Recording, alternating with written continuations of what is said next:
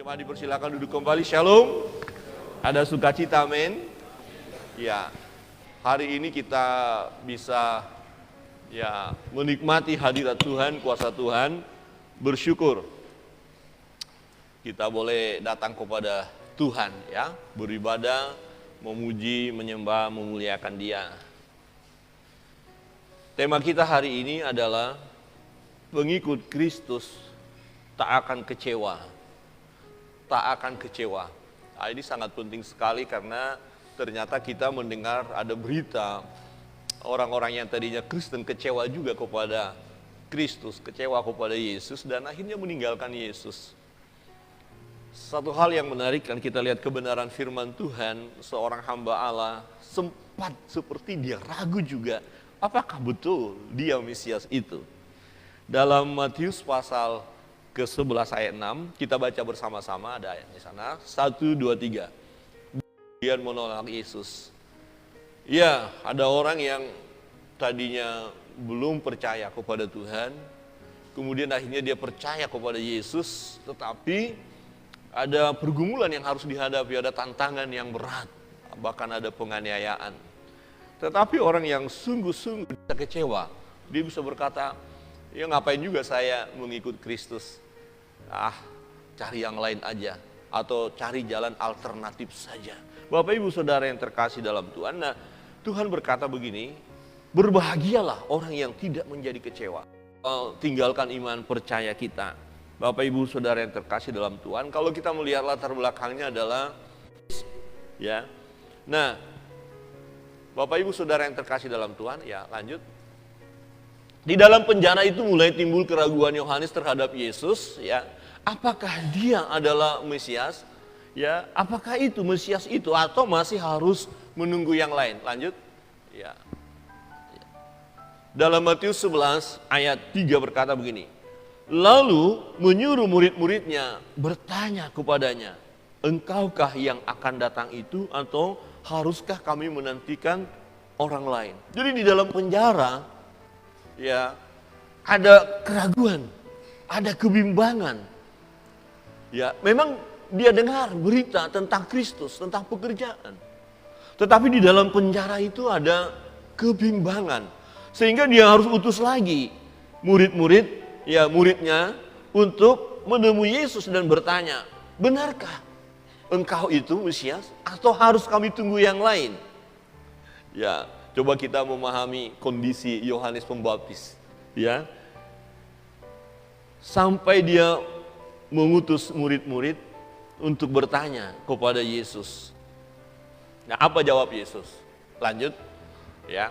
Yesus menjawab murid-murid itu, pergilah dan katakanlah kepada Yohanes apa yang kamu dengar dan kamu lihat. Orang buta melihat, orang lumpuh berjalan, orang kusta menjadi tahir, orang tuli mendengar, orang mati dibangkitkan, dan kepada orang miskin diberitakan kabar baik. Jadi dia beritahu, Yesus tidak berkata, ya aku itu, jangan ragu, bukan. Tapi tolong beritahu aja ini kepada Yohanes Pembaptis. Nah, pertanyaannya Bapak Ibu, kita melihat kondisi Yohanes Pembaptis, sehingga muncul ayat 6. Ya, berbahagia mereka yang tidak kecewa dan menolak aku, kata Yesus, setelah latar belakang itu. Nah, lanjut. Pernahkah Bapak Ibu dan Saudara mengalami kekecewaan?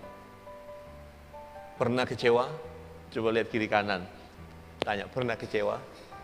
Nah, biasanya seseorang kecewa karena apa yang diharapkan tidak terjadi. Kalau harapan kita terkabulkan, mungkin kita pastilah nggak mungkin kecewa, ya. Aduh, saya kecewa, kenapa doa saya dijawab Tuhan? Loh, masa doa dijawab? Ya. Suami-suami pernah kecewa kepada istri? Pernah, sering? Pernah aja lah, ya, jangan sering, nanti bahaya juga. Nanti awas kau di rumah gini tuh, ya. Ibu-ibu pernah kecewa kepada suami? Anak-anak pernah kecewa kepada orang tua? Orang tua pernah kecewa kepada anak? Pernah kecewa kepada sesama? Tanpa dijawab, jawabannya sudah jelas. Pernah. Jadi kita mengharapkan sesuatu, tapi tidak terkabulkan. Nah, rupanya salah satu adalah waktu itu Yohanes sendiri pandangannya masih sama seperti orang Yahudi lain. Karena Yesus datang sebagai raja, tapi belum melihat di mana ya kualitas seorang raja secara dunia, dan tidak dilihat dalam diri Yesus. Kemudian dia kecewa. Kecewa kepada sesama manusia tentu kita pernah, kecewa kepada Tuhan juga pernah. Coba kita melihat ada beberapa kalimat, ya contoh kalimat menunjukkan seseorang kecewa dari bahasa ini. Ya, aku merasa sangat disakiti oleh kata-katamu kemarin. Berarti dia kecewa dong. Aku tidak percaya kamu bisa melakukan hal seperti itu padaku. Ini nggak tahu siapa yang ngomong ini, atau mungkin pernah kita ngomong seperti itu ya. Aku merasa kamu tidak menghargai aku sama sekali. Berarti kecewa ya. Kamu selalu membuat aku merasa tidak cukup baik. Aku merasa kamu tidak ada di sini untukku ketika aku membutuhkannya. Lanjut, kamu tidak menepati janjimu. Aku tidak bisa percaya lagi. Ini biasanya yang pacaran ya. Yang aku tunggu ya, jam 3 malam. Jam 3 malam, masa jam 3 malam ngapain juga? Ya nggak mau datang lah jam 3. Oh, jam 7 ya, oke. Di mana? Di gereja. Ditunggu di gereja tidak ada. Oh, kenapa? Karena hujan. Masa hujan malam minggu tidak mau datang ke gereja, padahal si dia sudah ada di gereja. Tapi, pemuda-pemudi jangan datang malam minggu ke gereja karena dia doi itu loh, tapi karena Tuhan, amin. Coba lihat kiri kanan pemuda-pemudi dan katakan karena Tuhan. Ya kalau dia ada di sana ya puji Tuhan, bolehlah, nggak apa-apa ya. Aku merasa kamu lebih mementingkan kepentinganmu sendiri daripada aku. Kecewa ya, ini kecewa. Jadi kamu membuat aku merasa tidak berharga. Aku tidak tahu apa yang aku lakukan salah, tapi kamu membuat aku merasa salah. Udah saya lakukan benar, begini kok selalu salah ya, kecewa ya. Yang nggak tahu bahasa ini ada di rumah kita nggak ya? Aku tidak tahu, ya aku merasa sangat kecewa dengan keputusanmu. Ya, kamu kok ambil keputusan seperti itu sih? Nggak diskusi dulu? Kecewa deh ya. Itu kepada sesama. Bapak Ibu, pertanyaannya bagi kita, pernahkah Bapak Ibu kecewa seperti kalimat-kalimat itu terucap? Pernah ya? Atau ya kita yang mengecewakan orang lain. Kita nggak dikecewakan, tapi kita pelakunya. Nah, kecewa kepada sesama bisa. Tetapi ironisnya, kecewa kepada Tuhan juga ternyata ada. Ada orang yang kecewa kepada Tuhan. Kira-kira bahasanya seperti ini. Tuhan, mengapa engkau membiarkan aku mengalami hal ini? Itu. Tuhan, mengapa? Tuhan, aku sudah rajin berdoa, sudah baca firman, sudah semakin mendekatkan diri, kok masalahnya bertubi-tubi, kok begini hidup saya? Atau kalimatnya, aku merasa engkau tidak mendengar doaku Tuhan. Ada yang diantara kita pernah mengalami seperti itu? Ini saya tanya ya Mbak Meta ya, dia yang kasih tahu saya loh ya, bukan saya reka-reka, saya dengar ada si A pernah cerita gitu, kemudian saya catat, Pak Pendeta kemarin saya ngomong begitu, kemudian diangkat di mimbar, awas ya, saya tidak percaya lagi sama Pak Pendeta, diangkat ke mimbar. Enggak, ini dari internet Bapak Ibu, supaya jangan saya dipersalahkan. Kalau mau menyalahkan, salahkan dia, saya hanya mengangkat saja. Tapi kalau memang benar, iya kayaknya saya ya, oke, tidak apa-apa. Mengapa engkau mengambil apa yang paling aku cintai? Ya biasanya orang-orang yang kita sayangi, kasihi, tiba-tiba sudah tidak ada, dipanggil Tuhan. Oh sedih juga ya, kecewa. Saya melihat di media sosial bagus sekali, anak kecil, bapaknya tentara, dia dengan gagah, hormat, dia pimpin, semua hormat. Setelah itu dia menangis, papa, dia menangis, semua orang akhirnya menangis. Karena rasanya tidak siap ditinggal oleh orang yang dikasihi. Mengapa engkau mengambil apa yang paling aku cintai? Aku tidak mengerti Tuhan, mengapa engkau melakukan hal ini padaku? Ya, dibilang Tuhan yang melakukan. Padahal tidak, tapi karena situasi, kondisi yang dialami. Tuhan, aku merasa engkau tidak adil. Ya dia, orang-orang itu gak pernah ke gereja, tapi mereka diberkati. Aku rajin ke gereja, kok hidup saya begini? Tidak adil Tuhan itu. Ya, ini ada orang mengatakan seperti itu katanya ya. Ya, aku merasa ditinggalkan olehmu Tuhan. Ya, Mengapa engkau tidak menjawab doaku? Mungkin ini sering juga terjadi dalam hidup kita. Tuhan, aku sudah berdoa, kok belum ada jawaban. Ini kecewa berarti ya. Aku merasa engkau tidak peduli dengan penderitaanku. Saya nggak tahu penderitaan Bapak Ibu. Tapi kadang-kadang bisa terjadi. Kok begini sih penderitaan? Kok sakitnya seperti ini sih? Kenapa ya? Tuhan, aku merasa engkau tidak ada di sini untukku. Mengapa engkau membiarkan kejahatan terjadi, Tuhan? Ini bahasa-bahasa menunjukkan kekecewaan kepada Tuhan. Nah, firman Tuhan tadi katakan, berbahagia mereka yang tidak kecewa dan menolak aku. Nah, kalau kita melihat dari kekecewaan ini akhirnya termasuk kepada Tuhan, akhirnya ditinggalkan Tuhan. Mengapa ada orang-orang yang akhirnya tidak datang lagi kepada Yesus? Karena ada persoalan dalam hidup mereka.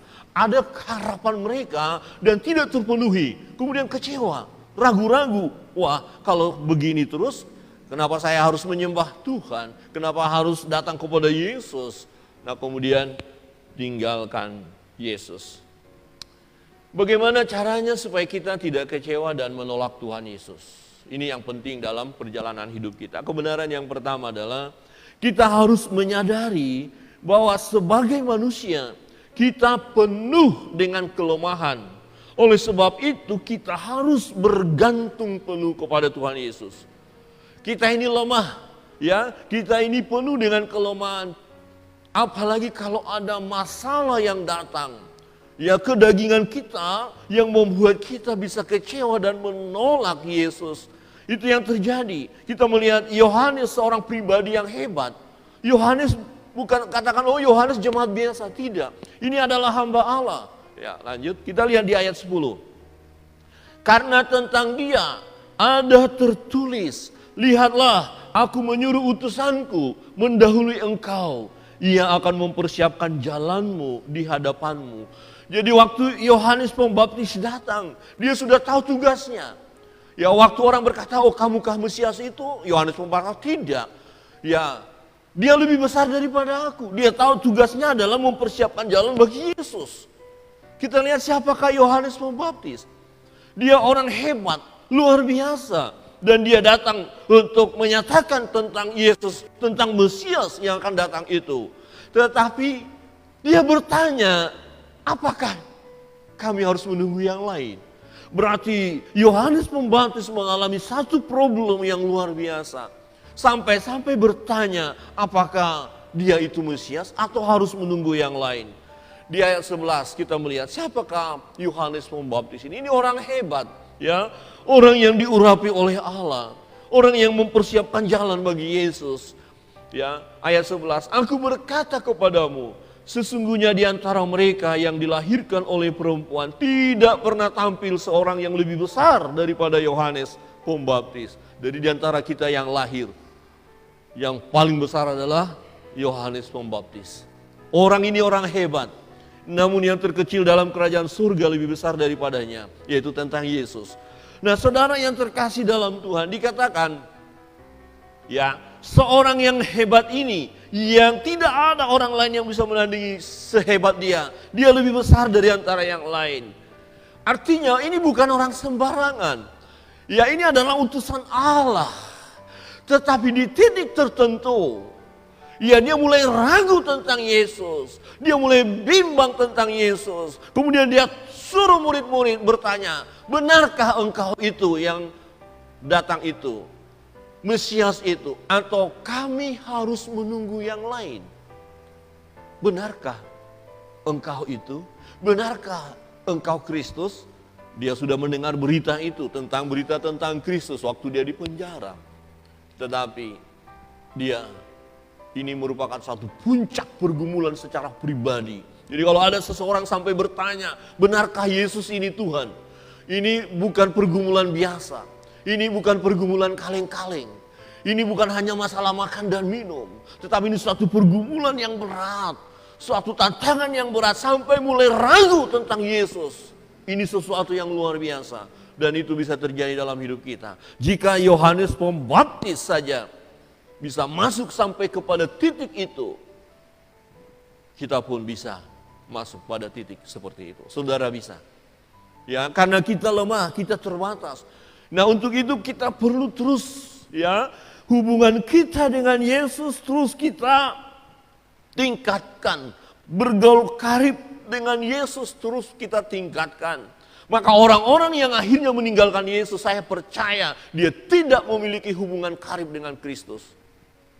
Kalau ada seorang sahabat yang begitu menempel, bagaimana mungkin dia akan mengkhianati sahabatnya? Bagaimana mungkin dia akan mengecewakan sahabatnya? Bagaimana mungkin dia akan meninggalkan sahabatnya? Tidak akan mungkin kalau mereka punya hubungan yang rekat.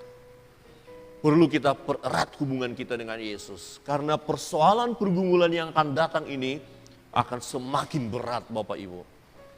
Keadaan dunia sekarang. Jadi jangan kaget kita melihat berita ini lebih mudah kita melihat sekarang. Karena keadaan dunia terbuka. Bahkan dipamerkan, hamba Tuhan tinggalkan Yesus. Apalagi kalau dia udah pendeta, kemudian dia tinggalkan Yesus, ini lebih populer lagi, lebih cepat lagi, masih diedarkan. Supaya lebih banyak lagi yang akan terseret. Wah, ini anak Tuhan, tinggalkan Yesus. Tapi saya mau berkata, sekalipun dia pendeta, sekalipun dia pelayan Tuhan, sekalipun dia sudah belajar firman Allah, kalau sampai dia meninggalkan Yesus, itu sebenarnya karena dia tidak memiliki hubungan karib dengan Tuhan. Ada amin? Kita harus mengikuti atau mengikatkan diri kepada Tuhan, kita harus terus melekatkan diri kepada Tuhan. Tetapi orang-orang yang memiliki hubungan karib dengan Tuhan, yang bergaul karib dengan Tuhan, nah melihat persoalan pergumulan yang ada, dia tetap bisa bersyukur.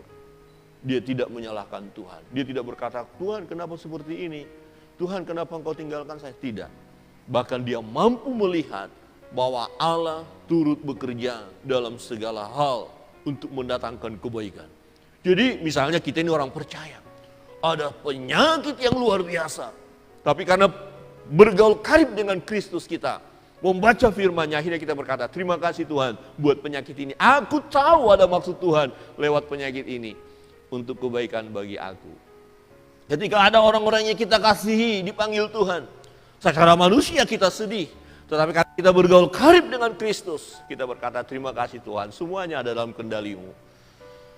Tuhan yang memberi, Tuhan yang mengambil, terpujilah Tuhan. Ada amin? Tapi kalau tidak memiliki hubungan karib dengan Kristus, dia akan kecewa dalam hidup ini. Apain juga datang kepada Yesus. Ketika doa-doa kita belum dikabulkan oleh Tuhan, kita tidak akan kecewa karena kita tahu Tuhan akan memberi yang terbaik bagi kita. Itu bagi orang yang memiliki pergaulan karib dengan Tuhan. Tetapi orang-orang yang tidak memiliki hubungan yang erat dengan Tuhan, dia langsung tinggalkan Tuhan. Dia langsung lakukan yang lain. Ya, dia kecewa kepada Yesus dan menolak Yesus. Saudara yang terkasih dalam Tuhan. Situasi yang dialami oleh Yohanes Pembaptis membuatnya mempertanyakan lagi tentang Yesus. Wah, coba kita mengerti keadaannya ya. Kok sehebat Yohanes Pembaptis masih bertanya, diakah atau harus kami tunggu? Nah, situasi tertentu dapat membuat kita juga ragu kepada Yesus. Apakah Yesus adalah Tuhan? Itu bisa terjadi. Benarkah?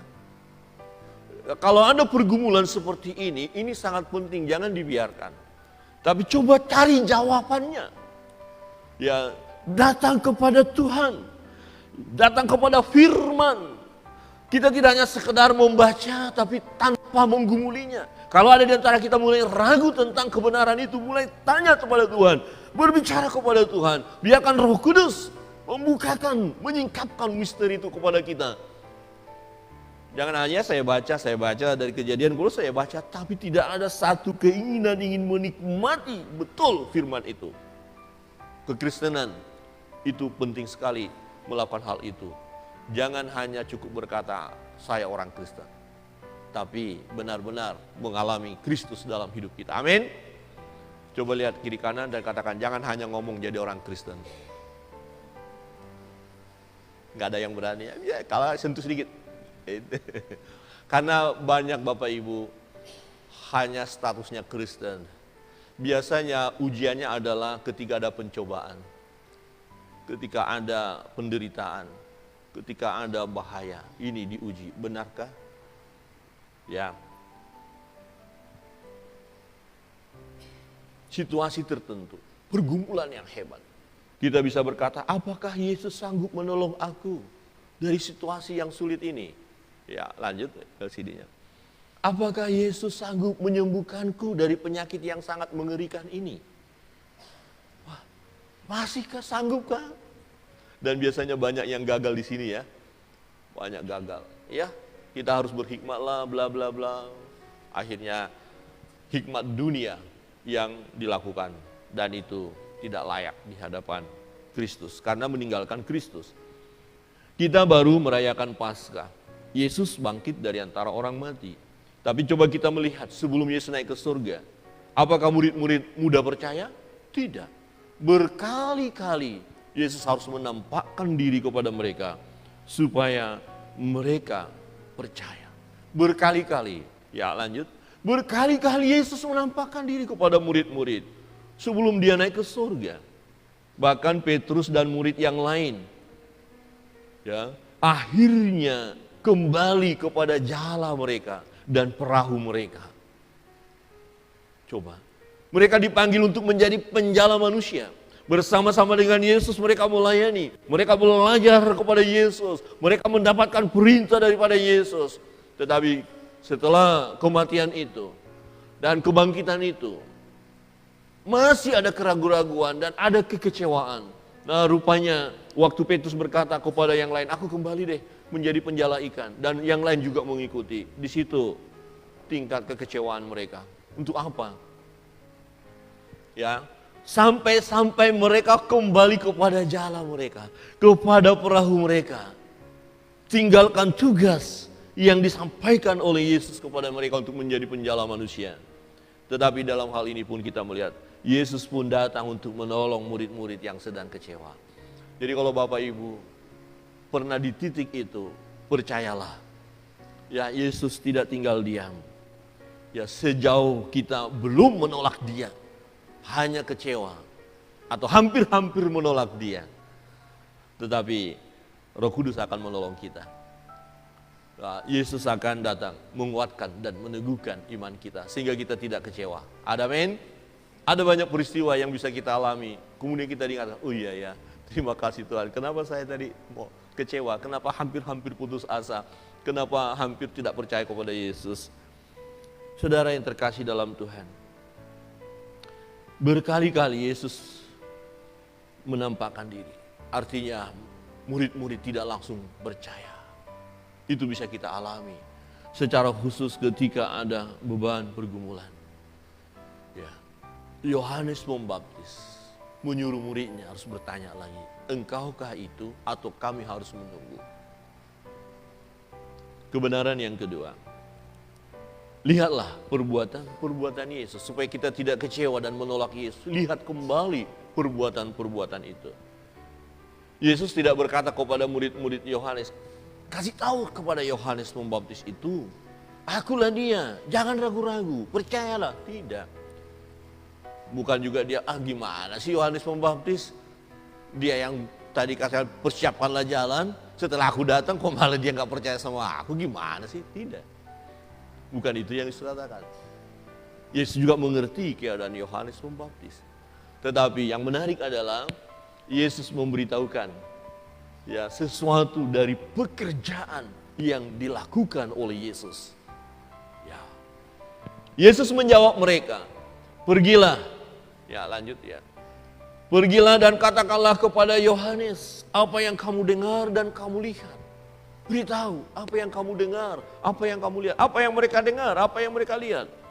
Orang buta melihat, orang lumpuh berjalan, orang kusta menjadi tahir, orang tuli mendengar, orang mati dibangkitkan, dan kepada orang miskin diberitakan kabar baik. Ini adalah pekerjaan-pekerjaan yang luar biasa. Yang tidak bisa dilakukan manusia biasa. Tetapi ini dilakukan adalah perbuatan Allah, perbuatan Tuhan. Jadi waktu Yesus beritahu kepada murid-murid, kasih tahu kepada gurumu Yohanes Pembaptis itu, perbuatan-perbuatan ini. Jadi dengan nanti mereka beritahu, Yesus berkata begini-begini tentang perbuatan. Nah Yohanes akhirnya mengerti, ini kan perbuatan Tuhan, ini kan perbuatan Allah. Bagaimana mungkin aku meragukan Yesus? Bukankah yang dilakukannya adalah perbuatan-perbuatan yang dahsyat, luar biasa, perbuatan Tuhan sendiri? Berarti dia adalah Tuhan itu, dia adalah Mesias itu, dia adalah pribadi yang kami tunggu. Jadi Yohanes Pembaptis mendapatkan satu kepastian. Karena dia diingatkan tentang pekerjaan atau perbuatan Yesus. Ya, tidak berapa lama kemudian dia akan dipenggal kepalanya. Ya, karena kemudian Raja Herodes menangkap dia, ya, dan mengambil dari penjara untuk kemudian kepalanya dipenggal dan menari-nari nanti anak Herodias. Karena permintaannya seperti itu, karena dia bicara kepada ibunya. Waktu Herodes bertanya hadiah apa yang aku persembahkan, kepalanya Yohanes, begitu. Wah, tetapi bagi Yohanes Pembaptis, apa dia gagal dalam pelayanan? Tidak. Satu kepastian, ya, satu kepastian. Tidak ada keraguan, dialah Mesias. Pastikan dalam hidup kita, sebelum kita meninggalkan dunia ini, ya, kita tidak ragu tentang Yesus. Yesus adalah Tuhan dan Juru Selamat kita yang hidup. Amin. Amin. Kalau kita sudah pasti hal itu, ya, kematian sesuatu yang harus kita alami. Bahkan pergumulan-pergumulan yang ada pun tidak membuat kita mundur dari iman percaya kita, tidak membuat kita mundur. Ya, mendengar, ya, melihat perbuatan-perbuatan yang Tuhan yang ajaib. Jadi waktu kita mulai bimbang, mungkin Bapak Ibu punya pergumulan, punya persoalan, tapi mulai ragu. Itu bisa terjadi karena kelemahan kita manusia. Terus kita berdoa, kita datang kepada Tuhan, kita baca firman, kita dengar kesaksian-kesaksian. Ya, dengar begitu banyak berita yang menceritakan perbuatan Tuhan yang ajaib. Jadi kalau Bapak Ibu mendengar kesaksian seseorang mengalami perbuatan Tuhan yang ajaib, itu akan menguatkan iman kita. Perlu kita mendengar kesaksian. Perlu kita melihat kesaksian kita juga ketika kita Tuhan sudah tolong kita. Jadi hari ini kita punya pergumulan dan begitu berat, begitu luar biasa. Hampir-hampir kita kecewa dan tidak percaya kepada Yesus. Cobalah sejenak berhenti dan lihat kembali ke belakang. Kalau kita ada di titik ini, bukankah selama perjalanan hidup kita Tuhan menyertai?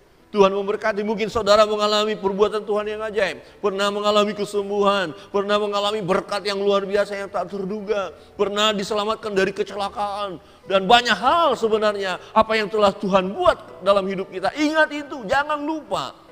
Tuhan yang menolong kita, Tuhan yang memberkati kita. Ada pergumulan, masalah keuangan, masalah rumah tangga, banyak persoalan yang kita lewati. Dan Tuhan sudah tolong. Bagaimana mungkin dengan persoalan baru ini? Memang begitu berat. Bisa juga mulai kita bimbang, tapi coba lihat ke belakang. Atau lihat orang lain. Maka ada pujiannya, kalau lain ditolong, saya juga. Ada amin? Tangannya terbuka, menunggulah. Jadi kita melihat orang lain mengalami mujizat. Kita percaya Yesus, Tuhan, dia memang bisa lakukan mujizat. Dan aku tidak akan kecewa sebagai pengikut Kristus. Dan aku tidak akan menolak dia. Lihat kembali perjalanan hidup kita. Ketika kita mengalami persoalan pergumulan yang ada, lihat kembali ke belakang. Menikmati perbuatan-perbuatan Tuhan. Yesus yang sungguh ajaib. Kita sudah pernah alami, sudah pernah menikmatinya. Jangan karena situasi yang sangat-sangat tidak baik untuk kita secara manusia. Pada saat kita hadapi, kita mulai kecewa. Yohanes Pembaptis tidak lagi ragu terhadap Yesus setelah ia mendengar apa yang diceritakan oleh murid. Jadi penting sekali memantapkan iman percaya kita. Ya, Yohanes Pembaptis, kepalanya kemudian dipenggal. Tetapi yang menarik, saya mempelajari menarik sekali. Ya, dia tidak meragukan tentang Mesias itu. Sempat mau ragu ya karena situasi itu. Sehingga dia harus utus tadi muridnya bertanya tentang itu. Tapi setelah ada kepastian, ya tidak diceritakan lagi bertanya kembali tidak, ya. Tetapi dia punya keyakinan hal itu bahwa dialah Mesias. Apa yang Tuhan Yesus lakukan kepada Petrus? Kembali kita lihat Petrus dan murid-murid yang lain setelah mereka kembali kepada pekerjaan mereka yang lama. Petrus berkata, aku akan kembali menangkap ikan. Yang lain berkata, aku juga, aku juga. Akhirnya mereka ikut. Ya, tapi yang menarik adalah Yesus mengingatkan mereka tentang perbuatan Tuhan Yesus yang ajaib. Ketika mereka dipanggil untuk menjadi penjala manusia. Persis sama. Waktu Yesus memanggil Petrus dan murid-murid yang lain di perahu itu. Mereka tidak menangkap apa-apa tentang ikan itu. Mereka tidak ada hasil, semalam-malaman bekerja. Kemudian Yesus datang dan berkata, tebarkan jalamu. Petrus berkata, guru, karena engkau yang mengatakan, aku akan melakukan juga. Sebenarnya kami sudah lakukan, tapi tidak dapat apa-apa. Tapi karena engkau yang menyuruh, kami akan lakukan. Kemudian dia melemparkan jala dan dapat ikan besar. Nah kemudian Yesus melalui peristiwa itu berkata, tinggalkan, lepaskan jalamu, perahumu, lepaskan. Ya sekarang kamu akan menjadi penjala manusia. Nah setelah bersama dengan Yesus, tetapi peristiwa Jumat Agung itu, peristiwa kebangkitan itu, sebelum kenaikan Yesus ke surga, masih ada keraguan-raguan. Walaupun Yesus sudah berkali-kali menampakkan diri. Dan sampai ini adalah puncak murid-murid. Ya di mana mereka mulai ada kekecewaan itu. Tinggalkan pelayanan, tinggalkan apa yang Yesus katakan, mereka harus menunggu sebenarnya, harus pergi ke Galilea. Tapi mereka pergi menangkap ikan kembali. Tetapi ketika mereka kembali kepada pekerjaan yang lama, Yesus datang persis sama peristiwanya seperti Yesus memanggil mereka semula. Jadi diingatkan kembali, bukankah dulu peristiwanya seperti ini? Dan kita berkomitmen untuk ikut Yesus. Menjadi penjala manusia, bukan menjadi penjala ikan lagi. Jadi diingatkan, kalau kita mengingat kembali perbuatan Tuhan yang ajaib, bagaimana mungkin kita menyangkal dia, bagaimana mungkin kita menolak dia, bagaimana mungkin kita kecewa kepada dia. Tapi kalau kita lupakan apa yang sudah Tuhan buat kepada kita, maka kita akan kecewa. Sama seperti seseorang yang kecewa kepada orang lain karena dia tidak bisa melihat orang ini sudah pernah berbuat baik kepada dia. Tapi kalau kita melihat orang itu, dia menolong kita, dia membantu kita, masa karena sesuatu yang kita harapkan dia tidak bisa penuhi, kita kecewa kepada dia? Bukankah dia sudah menolong kita? Pernah dia melakukan sesuatu yang baik bagi kita? Tetapi kalau kita abaikan apa yang sudah dia buat, bisa kita kecewa sama dia.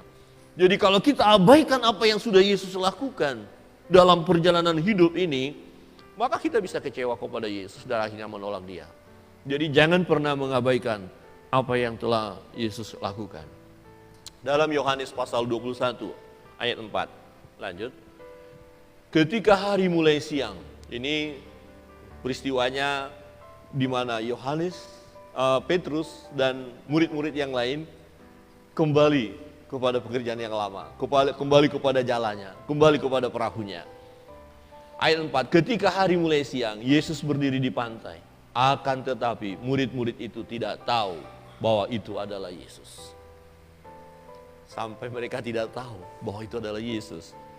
Kata Yesus kepada mereka, hai anak-anak, adakah kamu mempunyai lauk pauk? Jawab mereka, tidak ada. Ayat 6, maka kata Yesus kepada mereka, tebarkanlah jalamu di sebelah kanan perahu, maka akan kamu peroleh. Lalu mereka menebarkannya dan mereka tidak dapat menariknya lagi karena banyaknya ikan. Ayat 7, maka murid yang dikasihi Yesus itu berkata kepada Petrus, itu Tuhan. Ya, itu Tuhan. Ketika Petrus mendengar bahwa itu adalah Tuhan, maka ia mengenakan pakaiannya sebab ia tidak berpakaian lalu terjun ke dalam danau. Itu Tuhan. Ingat kembali peristiwa itu. Dan kita lihat ini adalah masa pemulihan bagi Petrus dan murid-murid yang lain. Di situ mereka mengalami pemulihan. Nah, saudara, kita lihat setelah peristiwa itu, Yesus ingatkan mereka. Ya, Petrus, Simon, anak Yohanes. Untuk Petrus, apakah engkau mengasihi aku? Ya, engkau Tuhan, aku mengasihi engkau. Sampai 3 kali. Apakah engkau mengasihi aku? Dan ketika dijawab sampai 3 kali, jawaban Yesus juga sama 3 kali. Gembalakanlah domba-domba. kembali kepada tugas, kembali kepada panggilan semula. Dan Petrus menangis. Dia sadar, ya, dia lemah secara manusia. Akhirnya dia berkata, Tuhan, Engkau tahu segalanya. Engkau tahu segalanya. Tapi melalui peristiwa itu, tidak ada lagi keraguan bagi dia. Bahkan dia berkata, mati pun siap. Dan sejarah mencatat, waktu dia disalibkan, karena dalam nubuatan itu juga Yesus berkata, engkau akan mengalami, ya, mengikat pinggangmu pun kau nggak kuat lagi, ya. Dan ketika hendak disalibkan, dia berkata tidak layak seperti Yesus disalibkan, ya, kepala ke atas, tapi kepalanya ke bawah dengan salib X itu. Dia tidak ragu lagi ketika dia lihat, ingat kembali pekerjaan yang sudah dilakukan oleh Yesus dalam hidupnya. Dia tidak kecewa. Saya tidak tahu peristiwa apa yang bisa membuat kita titik puncaknya hendak kecewa atau sudah mungkin kecewa tapi belum menolak.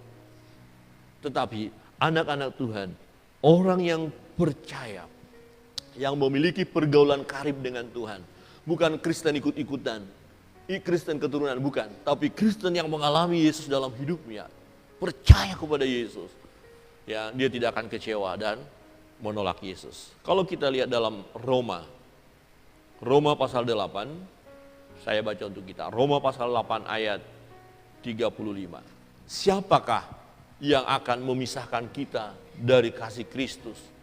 Penindasan, atau kesesakan, atau penganiayaan, atau kelaparan, atau ketelanjangan, atau bahaya, atau pedang. Ini kan persoalan, pergumulan yang datang. Apakah pergumulan-pergumulan ini membuat kita terpisah dari Kristus, kemudian kita menyangkal iman kita? Ya, seperti ada tertulis, oleh karena engkau kami ada dalam bahaya maut sepanjang hari. Kami telah dianggap sebagai domba-domba sembelihan. Tetapi dalam semuanya itu, kita lebih daripada orang-orang yang menang oleh Dia yang telah mengasihi kita. Sebab aku yakin, ini boleh menjadi pernyataan kita, pernyataan iman kita.